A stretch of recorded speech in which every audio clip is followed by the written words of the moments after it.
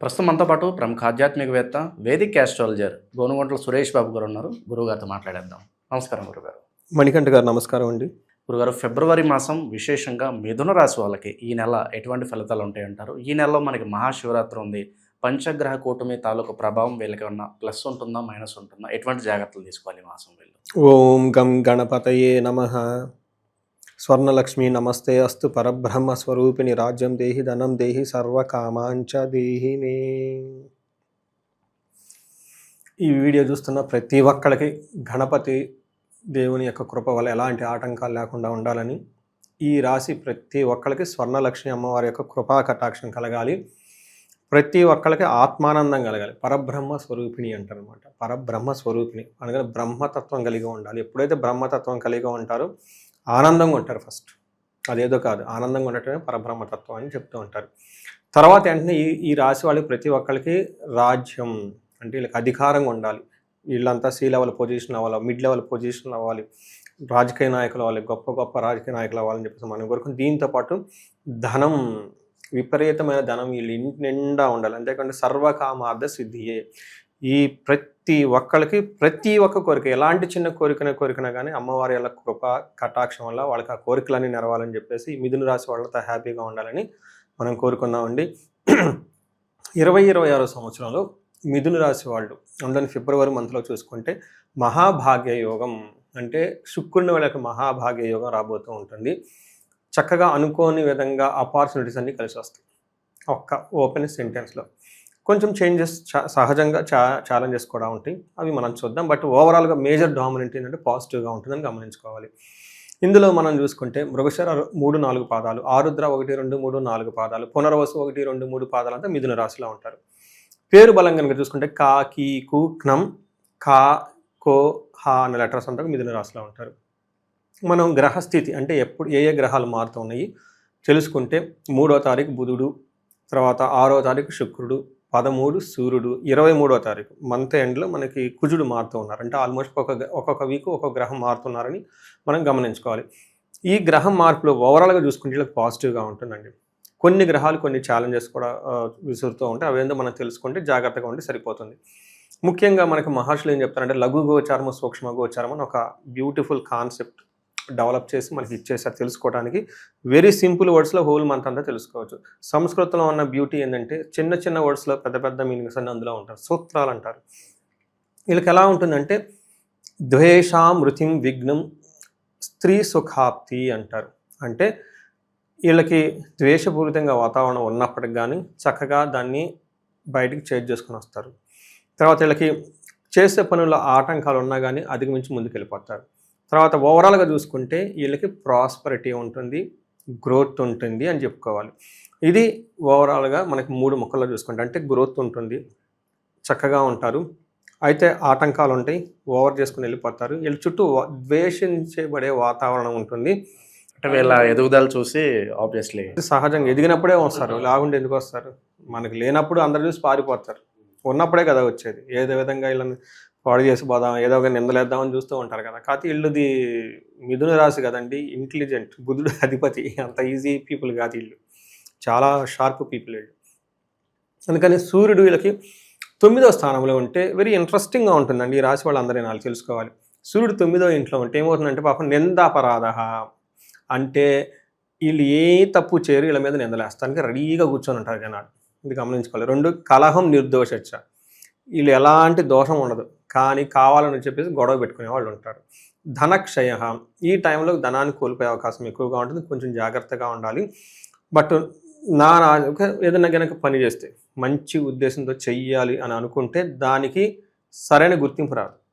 ఇంకా కొంచెం జాగ్రత్తగా ఉండాలి. ఎందుకంటే మిమ్మల్ని కాసుకొని కూర్చున్న వాళ్ళు మిమ్మల్ని అదేదంటారు చూడండి, గోతిగాడ నక్క దాకా గొంతు దాకా ఉన్నట్లు వీళ్ళ చుట్టూ జనాలు ఉంటారు. కొంచెం ఈ మంత్ గమనించుకుంటూ ఉండాలి, చాలా సైలెంట్గా ఉండండి. కానీ ఓవరాల్గా వీళ్ళకి మంచిగా జరుగుతుంది, అది మాత్రం కంక్లూజన్. అయితే కుజుడు ఏం చేస్తున్నాడంటే మిక్స్డ్ రిజల్ట్ ఇస్తున్నారు. ఈయన ఫస్ట్ వీళ్ళకి ధనాన్ని ఇస్తాడు, విజయాన్ని ఇస్తాడు, ఇంకేం కావాలండి? అయితే అంతటా మనం ఆగం కదండి. పక్కన వాళ్ళు ఏమనుకుంటున్నారు కూడా చాలా క్యూరియస్ ఉంటుంది ప్రతి ఒక్కరికి, మనిషికి అందరికీ ఉంటుంది, నాకు ఉంటుంది. పక్క ఆస్ట్రాలజర్లు ఎలా చెప్తున్నారు, వాళ్ళ వ్యూస్ ఎలా వస్తున్నాయి, సహజం కదండి ఉంటుంది.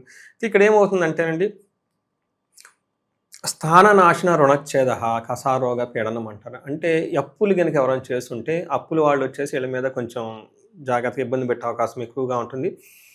అనుకున్న పొజిషన్‌లో వీళ్ళని కిందకి దించాలనే ఆలోచనతో ఏమవుతుందంటే కార్యసానిహాత్ అనుకున్న దాంట్లో వీళ్ళకి కొంచెం ఇబ్బంది పెట్టాలని చూసేవాళ్ళు ఎక్కువ ఉంటారు. ఇది కొంచెం గమనించుకోవాలి.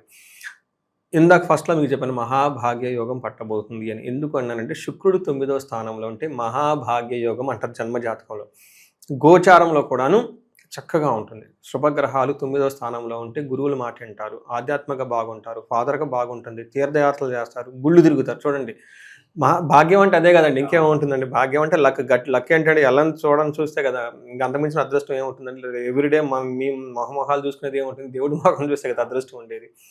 అందుకని వీళ్ళకి వస్త్రలాభం ఉంటుందంట, మహా ఆరోగ్యం ఉంటుందంట, గురుభక్తి ఉంటుందంట, ధర్మ కార్యాలు చేస్తూ ఉంటారంట ఈ టైంలో. అంతేకాదు చిత్తశుద్ధి, చూడండి ఎప్పుడైనా చిత్తం కరెక్ట్గా ఉంటే అన్నీ కరెక్ట్గా ఉంటాయండి. మహాభాగ్యం ఎప్పుడు వస్తుందంటే మనసులో ఏడుతో కూర్చొని ఏడ్చుకుంటూ ఉండాలి, అస్సలు రాదండి. నా దగ్గర కొంతమంది క్లయింట్స్ వస్తుంటారు, వాళ్ళ జాతకంలో చూస్తే సూపర్ ఉంటుందండి, కానీ వాళ్ళ మైండ్ అంతా కరప్టెడ్గా ఉంటుంది. నేను అది చేసాను పోయింది, ఇది చేసాను పోయింది, ఇది కలిసి రాలేదు, అది కలిసి రాలేదు, ఇది అన్ని. బట్ నేను కొన్నిసార్లు క్వశ్చన్ అడుగుతా, పెళ్ళయిందా? అయ్యింది. పిల్లలు ఉన్నారా? ఉన్నారు. జాబ్ ఉన్నారా? ఉంది. ఫాదరు బాగున్నారు.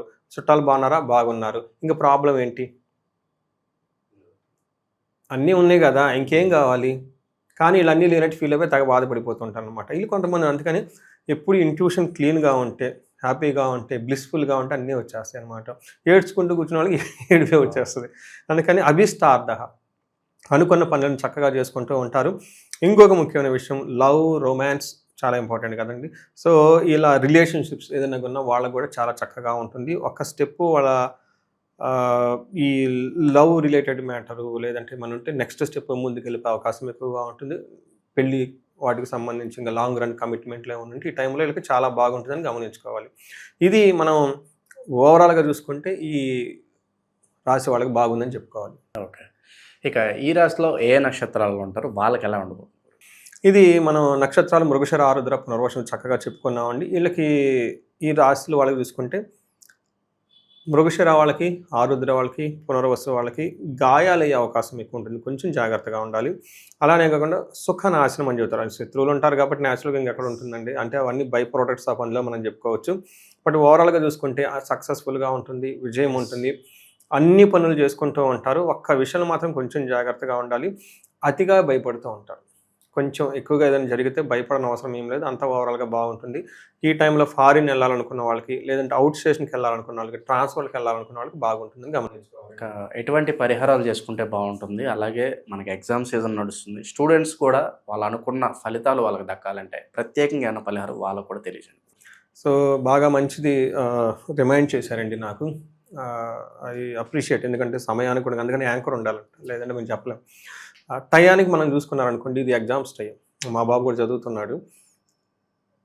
వాళ్ళకి చాలామందికి తెలవని విషయం ఏంటంటేనండి, మన జన్మ జాతకం బట్టి ఏ దేవోద్యకు సంబంధించిన దేవుని ఆరాధన చేస్తే, ప్రార్థిస్తే మనకి త్వరగా సిద్ధిస్తుందని మన జాతకంలో ఉంటుంది. ముఖ్యంగా 3 రకాల దేవతలు చూస్తుంటాను. ఒకరికి మేధా దక్షిణామూర్తి శివతత్వం, హయగ్రీవ స్వామి విష్ణుతత్వం, విష్ణు. తర్వాత వచ్చేటప్పటికి అమ్మవారికి సంబంధించి నీలా సరస్వతి దేవిని పూజిస్తూ ఉంటాడు. అంటే వెరీ క్విక్గా మనకు వచ్చేస్తుంది అనమాట రిజల్ట్. అయితే ఎవరే చూడాలి, జాతకం చూపించుకుంటే మనకు తెలిసిపోతుంది. ఒకసారి జాతకం చూపించుకున్న తర్వాత ఆ పర్టికులర్ గ్రహానికి సంబంధించిన మూల మంత్ర జపం చేయించడం, అభిషేకం చేయించడం, హోమం, ఈ 3 సీక్వెన్స్, అలానే దానం కనుక ఏమైనా ఇప్పించగలిగితే చక్కగా వెరీ క్విక్గా సిద్ధి వస్తుంది. నేను లాస్ట్ సీజన్లో ఒక 10 నుంచి 15 మంది దాకా ఎక్స్క్లూజివ్గా చేయించాను. నీట్ చూసిన వాళ్ళది. తర్వాత ఈ ఐఐఎం, ఐఐటీలో సీట్ రావడానికి మాకు కీ వచ్చిన తర్వాత రిజల్ట్ తెలుస్తుంది వాళ్ళకి. అవి చూసుకొని స్పెషల్ పూజలు చేయించుకొని ఇవన్నీ చేయించుకున్న వాళ్ళకి చాలా హ్యాపీగా మంచి పాజిటివ్గా మెసేజ్ పెట్టారు. మేము వచ్చిందని ఎక్స్పెక్ట్ చేయలేదండి, కానీ వచ్చిందండి, థ్యాంక్స్ అండి పూజలు చేయించారని. అలా చేయించున్నాం కాబట్టి ఎవరికైనా సీరియస్నెస్గా ప్రిపేర్ అవుతుంటే చక్కగా ఈ సద్వినియోగం చేసుకోవాలి. మన మహర్షులు ఇచ్చిన ఈ జ్ఞానాన్ని, పూజల్ని, వాటినన్నిటిని చేసుకుంటే వీళ్ళకి 10%, 20% ఇంకా ఎడిషనల్గా కాంపిటేటివ్ మ్యాటర్, అది చాలా మ్యాటర్ కదండి, వచ్చే అవకాశం ఎక్కువ ఉంటుందండి. వాళ్ళ కృషితో పాటు ఈ యొక్క దైవకృప ఉంటే 1-2 మార్కులు బండి అంటే ఏమవుతుందంటే ర్యాంక్ ఎక్కడికో పోతుంది. పర్సంటైల్ అంటారు, పర్సంటైల్ చూసుకుంటుంటారు. హయ్యర్ మార్క్ నుంచి వీళ్ళకి వచ్చిన మార్కులో చూసుకుంటే చిన్నదే ఒక్కోసారి ఒక్క మార్కులో ఎక్కడికో వెళ్ళిపోతుంది ర్యాంక్ అనమాట. సో వాళ్ళకి చక్కగా ఇవన్నీ రావాలని చెప్పి మనం కోరుకుందాం. రెగ్యులర్గా కనుక చూసుకుంటే వీళ్ళకి స్వర్ణలక్ష్మి విశేష హోమం అనేది చాలా మందికి తెలదు, చాలా రహస్యపూరితం. ఇది కనుక చేసుకుంటే మల్టీ సోర్సెస్ ఆఫ్ ఇన్కమ్ వస్తుంది. ఎవరి ఏజ్ అయితే 35 to 45 ఉండి కెరియర్లో ఒక మేనేజర్ పొజిషన్లో ఉన్నారు, అక్కడ వాళ్ళకి రాజ్యం, ఓకే, అథారిటీ కావాలి, అనుకున్న పనులు కావాలి, ధనం కావాలి, ఎక్కడ లైఫ్లో అవ్వకూడదు. ఇన్ కేసు ఎవరైనా కనుక స్లో అయ్యాము, స్టాగ్నేటెడ్గా ఉన్నాము, లేదు అనుకున్నప్పుడు ఒకసారి స్వర్ణలక్ష్మి చూసుకుంటే లైఫ్ 10 అంతలు ముందుకు వెళ్ళిపోతుందండి. ఇంకేమైనా ప్రాబ్లమ్స్ ఉంటే వాళ్ళకి ఏమైనా హెల్త్ కానివ్వండి, లేదంటే భార్యాభర్తల డిస్ప్యూట్స్ కానీ ఏదైనా ఉంటే ఈ టైంలో అన్యోన్య దాంపత్య పాశుపతం ఎనీథింగ్ అండి, ఎనీ ప్రాబ్లం వాళ్ళు కనుక ఫేస్ చేస్తూ ఉంటే ఖచ్చితంగా సొల్యూషన్ పక్కనే ఉంది. అది చేయించుకోవడం కనుక చేయించుకుంటే జీవితం 10 రెట్లు ముందుకెళ్తుందండి. ఓవరాల్గా ఈ రాశి వాళ్ళందరికీ ఈ ఫిబ్రవరి మాసం ఎలా ఉండబోతుంది, ఎటువంటి జాగ్రత్తలు తీసుకోవాలి, మంచి విశ్లేషణ అందించారు. ధన్యవాదాలు. ధన్యవాదాలండి.